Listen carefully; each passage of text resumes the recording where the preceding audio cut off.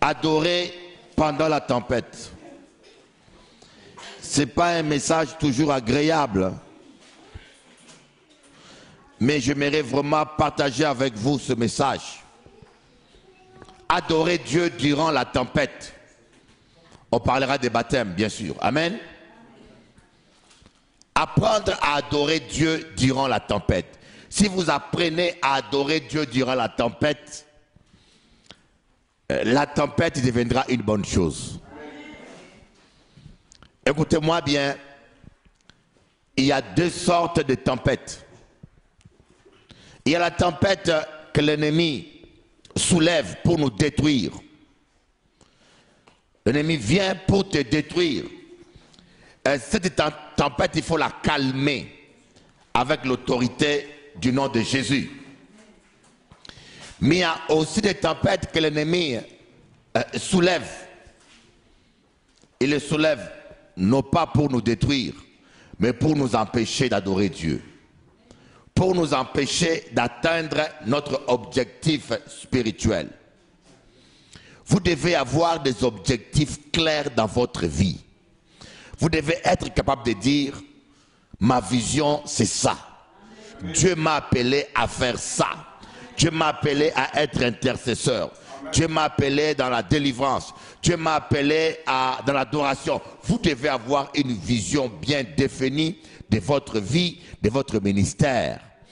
Ne soyez pas de ceux qui viennent simplement pour chercher une guérison ou une délivrance, mais soyez de ceux qui viennent avec un but précis.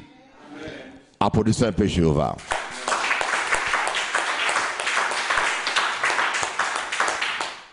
Alléluia. Amen. On va lire Matthieu chapitre 14, verset 22. J'avais lu ce passage. Je voulais exhorter un petit peu dans onction.com dessus. Et quand j'ai commencé à parler de ça, Dieu m'a tellement parlé. Dios me habló mucho de eso. Y yo fuiste muy impresionado de lo que Dios me revelaba. Amen.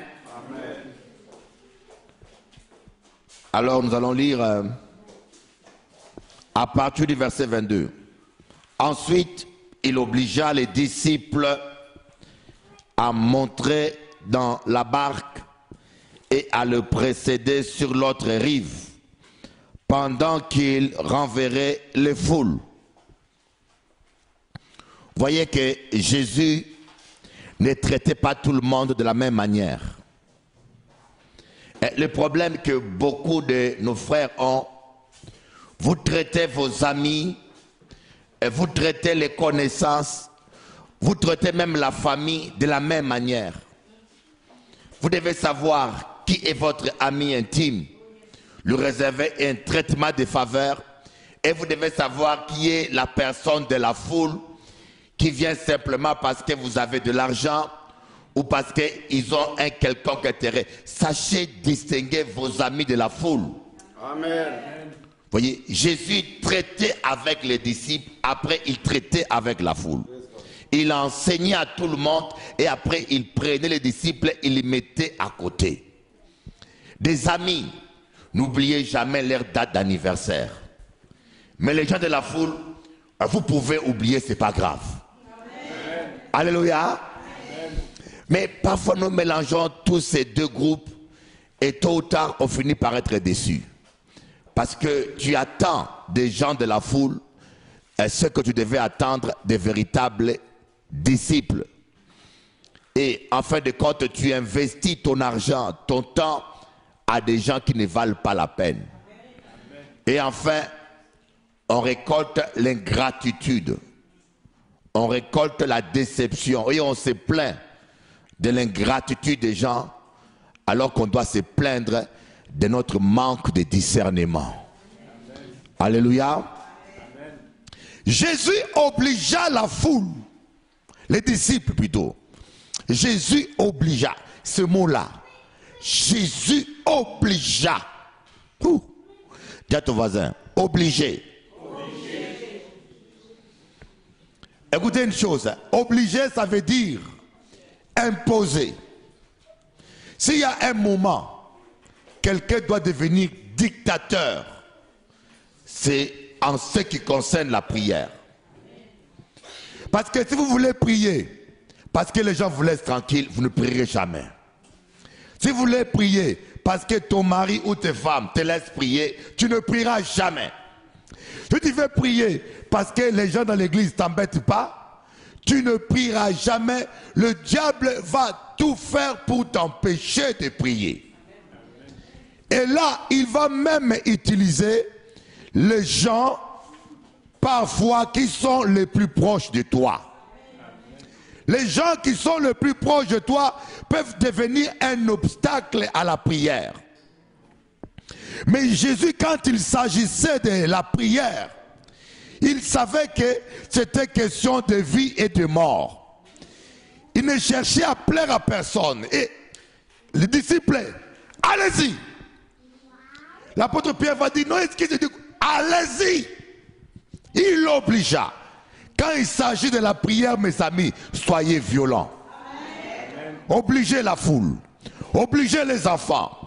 Obligez votre mari. Obligez votre épouse. Obligez votre corps. Toi, mon corps. Tu aimes zouker. Pour regarder un match de football, tu dors jamais. Mais pour prier, tu as sommeil. Tu dois prier. Applaudissez un peu Jésus-Christ.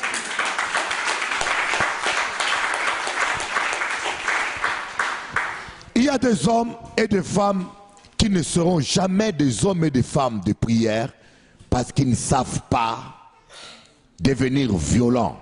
Amen. On dit maintenant au verset 23, après les avoir renvoyés, il monta sur la montagne pour prier à l'écart. Et le soir venu, il était là seul. Est-ce qu'il t'arrive de te retrouver seul avec Dieu? Ici, il y a deux tempêtes. Il y a ton voisin, deux tempêtes. Quand je parle de tempête, je parle du vent qui vient t'empêcher d'atteindre un but. Il y a deux barques ici. Une barque invisible et une barque visible. La première barque avait les disciples. Cette barque devait partir. La deuxième barque avait la présence de Dieu. Mais cette barque-là devait rester. Applaudissons Jésus-Christ. Alléluia. Et vous voyez, et Jésus avait besoin d'être dans la barque seul, dans la présence de Dieu, dans l'intimité avec Dieu. Et la première tempête s'est soulevée. Et cette tempête était les disciples et la foule qui empêchaient à Jésus-Christ de se retrouver seul dans la présence de Dieu. Voyez, la tempête a plusieurs formes. Ça peut être le téléphone qui sonne tout le temps quand il faut prier. Et ça peut être le mari qui devient miraculeusement fâché parce que tu es en train de jeûner. Ou quand il faut aller en boîte de nuit, il est toujours en train de sourire. Hein? Quand il fallait aller hier en boîte de nuit, se saouler avec du whisky et de champagne, il était très heureux. Mais maintenant qu'il faut aller à l'église prier, sa tête change et il commence à avoir des maux de tête. Ce sont ce genre de tempêtes-là que l'ennemi dresse. Mais Jésus, il a tenu tête devant la première tempête. Il a renvoyé la foule parce que la prière était une priorité pour Jésus. Amen. Il faut que la prière devienne une priorité dans ta vie. Es importante que la prière esta una, la oración esta una prioridad en tu vida. La oración primera plaza, primera occupation centrale de tu vida. Et les gens qui négligent, et c'est ce qui ne va pas aujourd'hui, la plupart des chrétiens négligent la prière. Je sais de quoi je vous parle. Si on demande qui ont prié même 30 minutes ce matin, on n'aura pas la moitié. À part ceux qui vont mentir et qui vont quand même lever les mains pour sauver l'apparence. D'ailleurs, ne levez pas les mains parce que je ne veux pas que certains pêchent aujourd'hui. Gardez vos mains toujours. La prière, voilà pourquoi les chrétiens sont faibles. Ils tombent toujours dans le même péché, dans les mêmes faiblesses, parce que nous négligeons la prière. Comment je lis ces passages? Je lis ces passages quand je lis le verset 35. On va lire ça. Le verset 35 du chapitre 14. Les gens de l'endroit reconnurent Jésus, envoyèrent des messagers dans tous les environs et on lui amena tous les malades. Ils le supplièrent afin de toucher seulement la frange de son vêtement. Et tous ceux qui le touchèrent furent pleinement délivrés. Quand je lis ce passage, on dit tous ceux qui le touchèrent. Oh, je dis Seigneur, est-ce que c'est possible qu'un dimanche matin, je rentre dans cette salle, que tous ceux qui vont toucher mon pantalon soient délivrés? Alléluia. Est-ce que c'est possible? Applaudissez un peu Jéhovah. Alléluia. Et je vous dis, cela m'a interpellé. On dit convention. Et quand nous allons dans nos conventions aujourd'hui, on dit il y a 100 000 personnes, 50 personnes sont guéries, 2 ou 4 ou 10 paralytiques marchent, mais on a au moins 200 paralytiques qui rentrent dessus. On a au moins 10 fois plus qui rentrent avec des questions. Et nous, on crie gloire à Dieu parce qu'on a vu 10 paralytiques marcher ou quelques personnes touchées. Mais on ne pense pas à ceux qui ont été déçus. Mais moi, quand je lis que Jésus avait parfois 100% des résultats, tous ceux qui ont touché son manteau ont été délivrés. Je dis, mais Seigneur, comment faire? J'aimerais avoir 100% des résultats, Seigneur, comme toi. Parce que Jésus a dit, ceux qui croient en mon nom feront les mêmes choses que moi. Ils en feront même de plus grandes. Alléluia, applaudissons Jésus.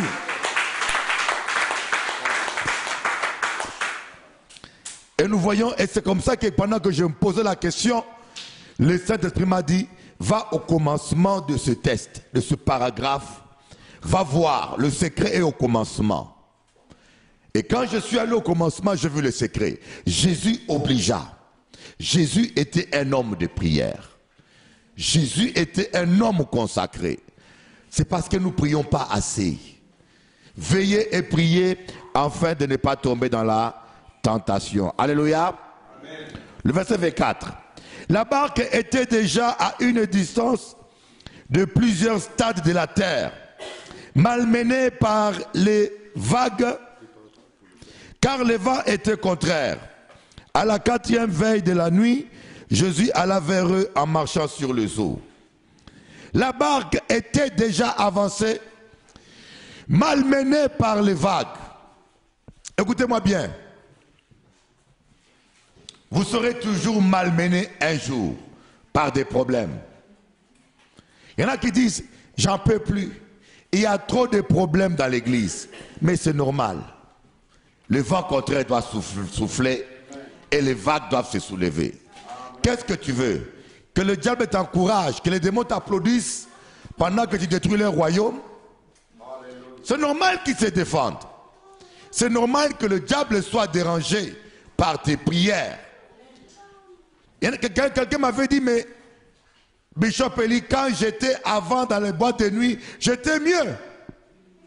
Mais maintenant que je prie, j'ai encore plus de problèmes. Mais c'est normal, parce que maintenant que tu pries, tu es devenu un problème sérieux pour le diable. Alléluia. Et le diable va essayer de te malmener par toute forme de problème. Le secret, ne vous occupez pas des vagues. Nous passons le temps à fixer nos regards sur les vagues, sur les problèmes.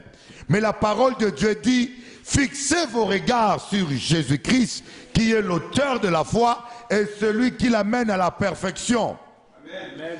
Quand tu passes un temps difficile, Quand tu passes un moment de turbulence, quand tu passes un moment d'attaque, ne passez pas votre temps à mettre vos problèmes au centre de votre vie, mais gardez les yeux fixés sur Jésus et continuez simplement à l'adorer. Adorez simplement le Seigneur, adorez simplement le Seigneur. Il faut apprendre à adorer le Seigneur pendant des tempêtes. Et là, vous allez vivre la gloire de Dieu. Applaudissons Jésus.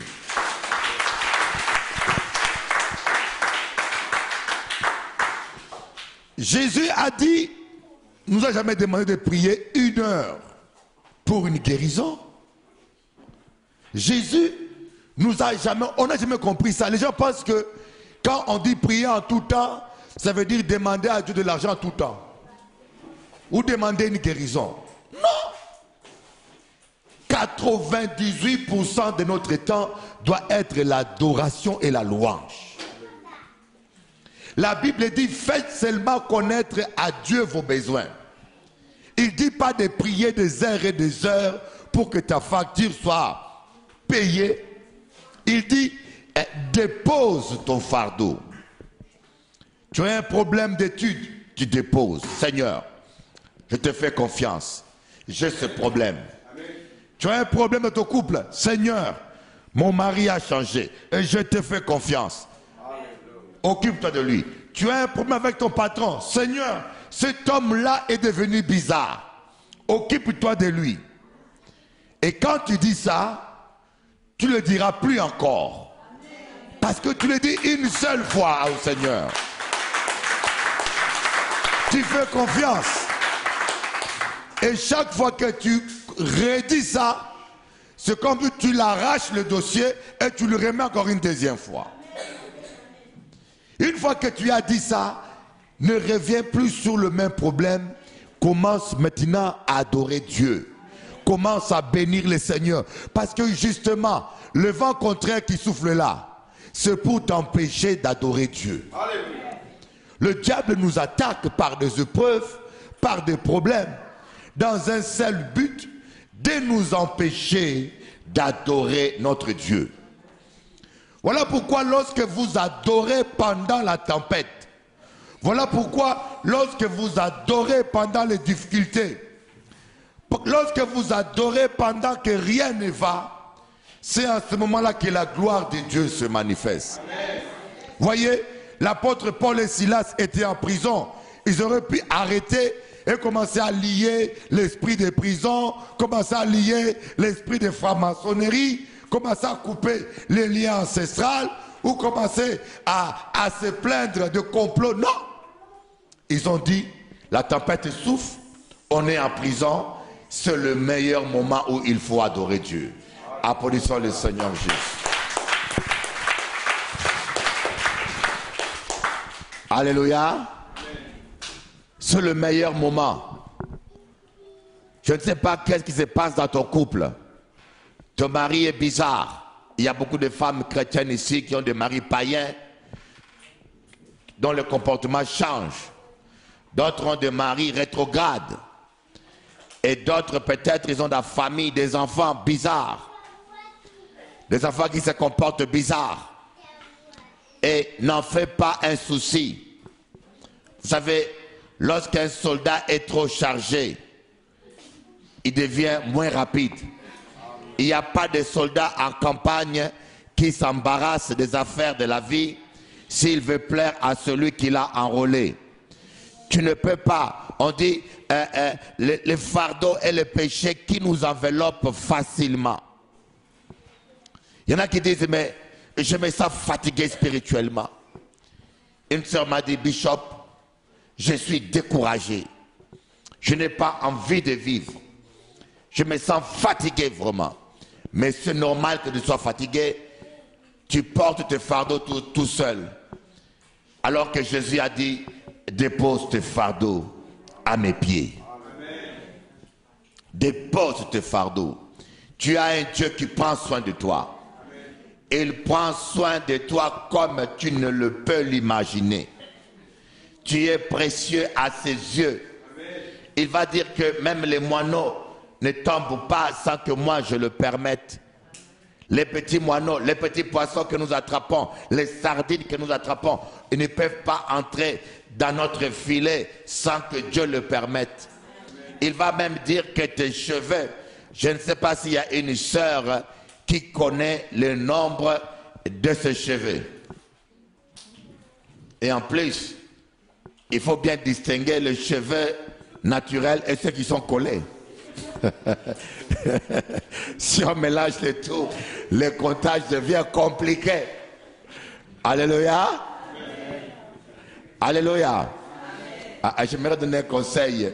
S'il y a une sœur qui colle les cheveux, pendant les fiançailles, c'est bien. Mais avant le mariage, un jour, il faut montrer ta vraie tête. Pour que le frère ne soit pas surpris. Alléluia.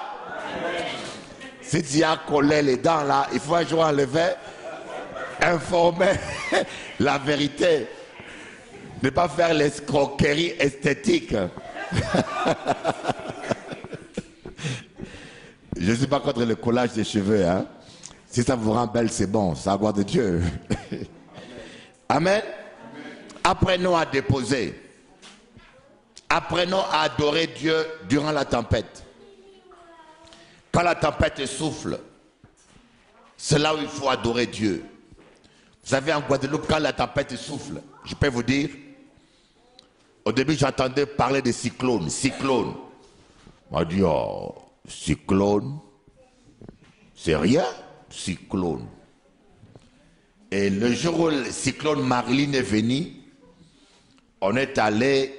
J'ai vu des pasteurs bloquer les fenêtres avec du bois, des clous. Je dis, mais c'est quoi ça? Ferme la fenêtre, ça suffit. Pourquoi encore mettre du bois dessus? Mais quand le cyclone a commencé à souffler, j'avais l'impression que l'avion voulait décoller, la maison voulait décoller comme un avion. Je vous dis que même un coup de marteau sur un mur ne bouge pas comme ça. C'était impressionnant. Si on vous dit que c'est la fin du monde, tu diras oui, c'est vrai, la fin du monde. Et pourtant, on était dans une maison qui était en dur. Et l'erreur qui s'est passée, quand l'œil du cyclone, quand le cyclone est passé, quand nous sommes arrivés à l'œil du cyclone, c'est le milieu du cyclone où il n'y a pas du vent. Il y a un semblant du calme. Et je me suis dit, je vais sortir pour parler en langue. On m'a dit, Bishop Eli, fais attention parce que c'est l'œil du cyclone. Je dis, oh. Et je suis sorti dehors. C'était tellement calme. Oh, Ramachakaraba Bayondoro. Je me voyais tout seul dehors. Je me disais, voilà. Les peureux sont restés enterrés dans leur trou. Mais croyez-moi, j'ai entendu. Ouf, ouf. C'est comme s'il y avait deux balles. Vous savez, les vents de cyclone, là, quand ça vient, c'est pas où, c'est... Et j'ai pris une fuite.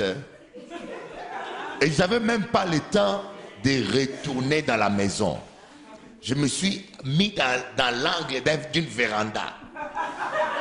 Et j'ai pris la position d'un fœtus dans le ventre de sa mère. Et j'ai fait une seule prière. Seigneur, entre tes mains, je remets mon âme. Dieu m'a dit, attends, tu vas encore vivre un petit peu, reste là. Croyez-moi, c'est impressionnant. Tu vois les cocotiers qui se penchent. Et tu sens que tu ne peux même pas courir et entrer à la maison. Je suis resté là pendant au moins 4 heures. Alléluia. Donc quand le vent souffle, quand le cyclone souffle, vous allez constater que tout le monde est occupé à se protéger contre le vent. Mais quand le cyclone spirituel vient, Dieu veut que tu sois à genoux en train de l'adorer. Applaudissons Jésus.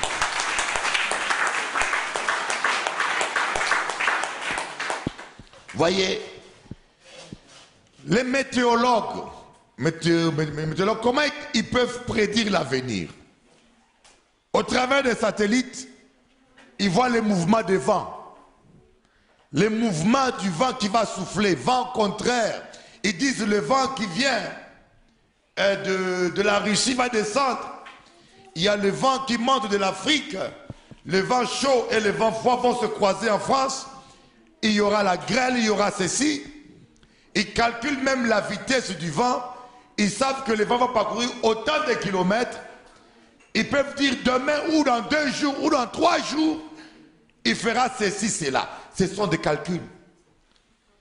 Et c'est le vent qui détermine la température que nous allons avoir.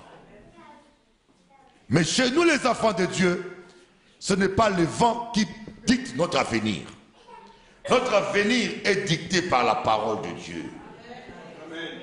C'est la parole de Dieu. Si tu confesses cette parole, si tu confesses cette parole avec foi, le vent contraire va dire, il y a le chômage qui règne.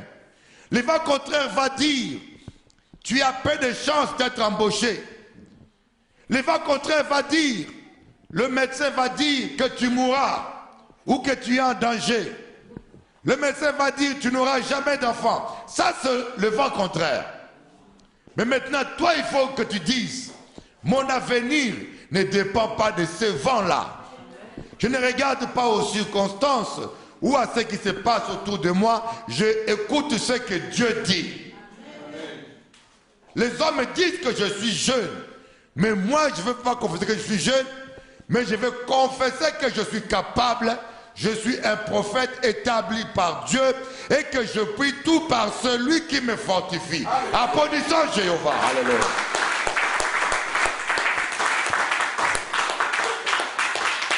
Alléluia.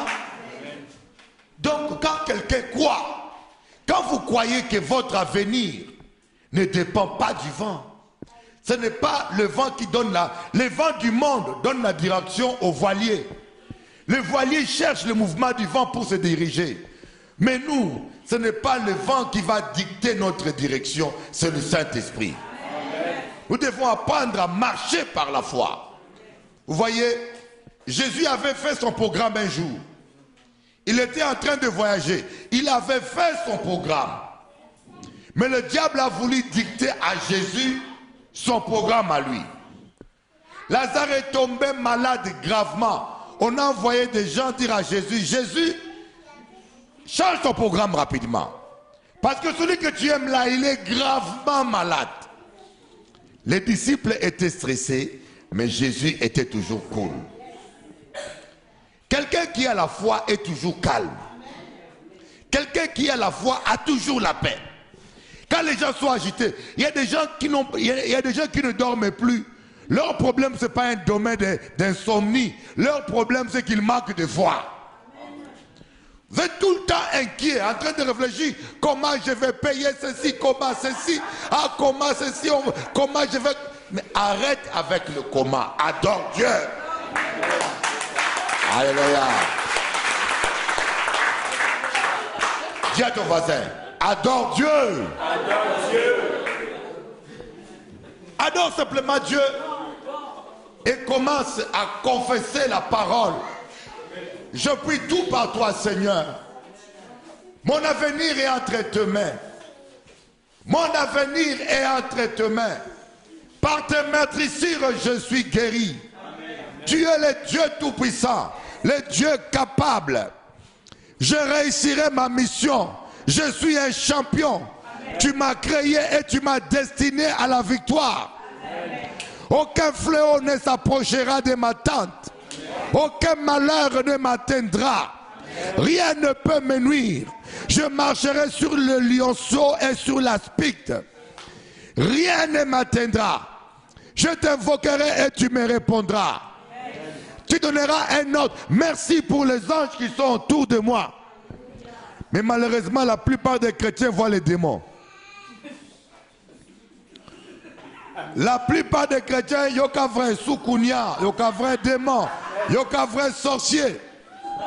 Amen. Il y a une soeur qui m'a dit, Bishop Eli, il y a beaucoup de sorciers dans l'église, ici. Et il m'a dit, là où vous êtes là, à Champigny, c'est envoûté. Et les salles où vous êtes, et je sens un mauvais... J'avais une diaconesse qui venait dans la grande salle. Un jour avant le culte, elle me dit, Bishop Eli, cet endroit est bizarre. Je sens une opposition, je vais partir. Elle prend son sac, avec son fils, ils veulent partir. J'ai dit, écoutez ma soeur, il est écrit, ils chasseront les démons, et non, ils seront chassés par les démons. Alléluia, alléluia. Vous voyez comment une chrétienne qui vient dans un culte, il fuit le culte, il abandonne le culte parce qu'il sent la présence des sorciers et des démons. Est-ce que c'est biblique? Mais si tu vois un démon, chasse-le. Mais maintenant, c'est les démons qui te chassent. Et c'est choquant comment des chrétiens voient tout le temps que les démons. Les démons existent. La sorcellerie existe. Mais votre vie ne doit pas être centrée que sur la démonologie et la sorcellerie. L'apôtre Pierre a vu des anges. L'apôtre Paul a vu Jésus, a vu des anges. Abraham a mangé avec des anges. Jacob a marché avec des myriades d'anges. Montrez-moi les patriarches qui ont marché avec les démons. Il n'y a plus beaucoup d'amen là. Je dis qu'on n'est pas contre la délivrance, mais ne donnons pas trop d'importance aux démons. Nous devons être centrés sur Jésus-Christ de Nazareth. Applaudissons Jésus, alléluia. Parfois, on leur donne trop d'importance. Dans le milieu chrétien, il y en a ceux qui ignorent l'existence des démons. Ça arrange beaucoup le diable. Plus vous l'ignorez, plus il vous embrigade bien. Il y en a qui donnent trop d'importance. Ils reconnaissent, ils discernent les démons, mais ils leur donnent la place qu'ils ne méritent pas. C'est comme la prospérité. Dieu n'est pas contre la prospérité. Si on ouvre la Bible, on verra des versets qui parlent de la prospérité. Il y a des personnes qui disent, je suis contre l'évangile de la prospérité. Je suis contre la doctrine de la prospérité. Mais je vais t'ouvrir la Bible, tu vas voir que la Bible parle de la prospérité. De Genèse à Apocalypse, même dans Genèse, Dieu a mis l'homme dans la prospérité. Jardin de délices. Donc de joie, délices. Il y avait tout. Il y avait même de l'or, des pierres précieuses. Jusqu'à Genèse. Allez-y dans Apocalypse. La Bible commence avec la prospérité, elle termine avec la prospérité. On va marcher sur des macadam dorés. Alléluia. Dis à ton voisin, goudron doré.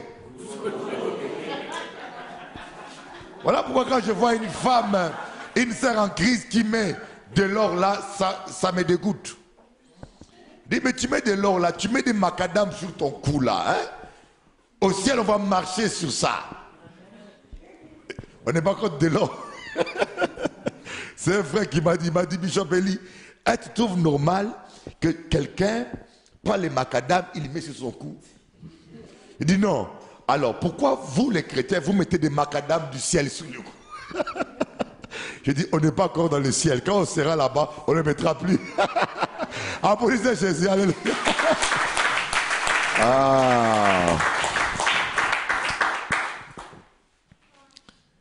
Écoutez-moi bien.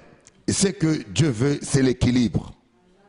Dieu veut ta prospérité, mais il ne faut pas que l'argent prenne le centre de ta vie. Dieu est pour la prospérité, mais le centre de l'évangile, ce n'est pas la prospérité, c'est la croix de Jésus-Christ. Amen. Donc ce qu'on reproche, c'est le manque d'équilibre. Dieu est un Dieu d'équilibre. Dieu est pour la prospérité, il est pour la guérison, il est pour la santé.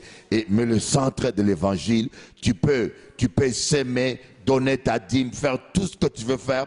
Mais si tu n'as pas crucifié ta chair, tu es simplement en train de perdre ton temps. Tu es frère en Christ, tu es fiancé, garde bien ta ceinture fermée.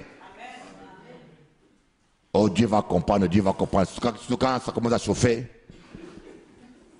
on essaye de trouver des versets, excuses. Mais Dieu, il comprend quand même. Il nous a donné tout ça pourquoi? Alléluia. Les fiancés. D'ailleurs, on a beaucoup de fiancés là, beaucoup maintenant. Il y a au moins 10 mariages déjà en vue ici. Depuis que j'ai proclamé le mien, maintenant on a 10 autres. Applaudissez Jéhovah, alléluia.